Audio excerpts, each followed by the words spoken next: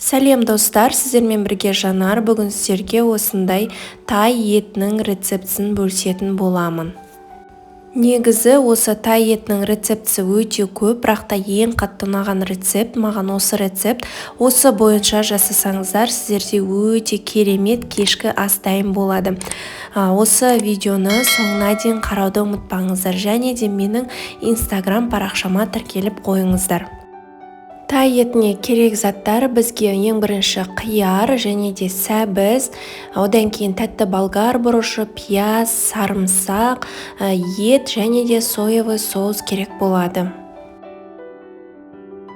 Ең алдымен етімізді ұзынша соломка ретінде турап аламыз.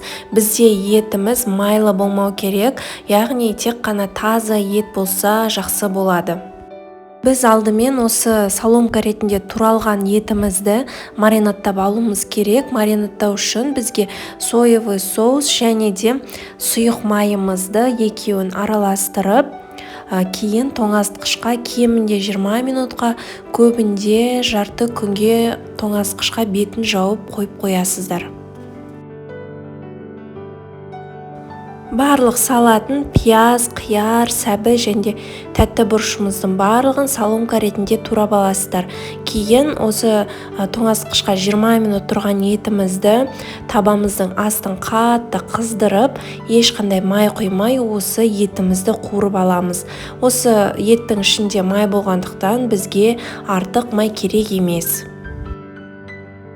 Енді осы етімізді қатты отта суы тартылғанша бетін жаппай қуырып аламыз. Кейін суы тартылғаннан кейін пиязымызды салып, тағы да қуырамыз. Пиязымызды 10 минуттай бетін жауып қуырамыз. Кейін осы пияздың өзінің соғы шығады, сол кезде сәбізімізді саламыз.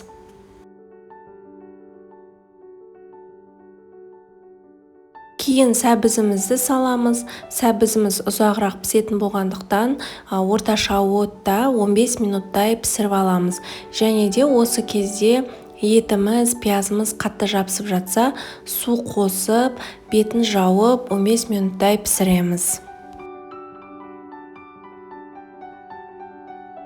Осы кезде тәтті болгар бұрышын қосамыз, және де сарымсақты бірге қосып қуырып жіберуге болады. Сарымсақ ол сіздердің қалауыңыз бойынша.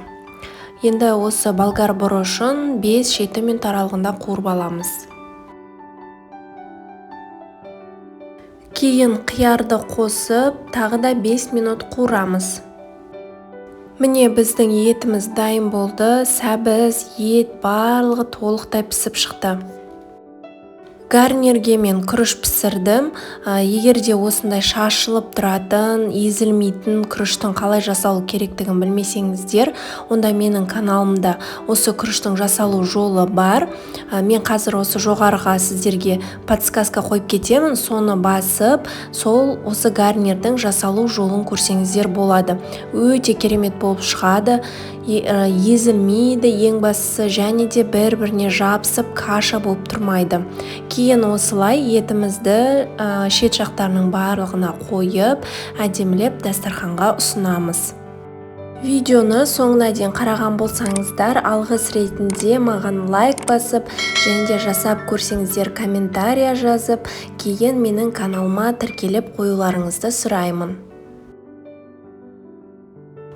Достар, менің каналыма тіркеліп, және де қасында қоңыраушаны басып, все дегенді басып қойыңыздар. Сонда менің видеоларым сіздерге ең бірінші болып көрінетін болады.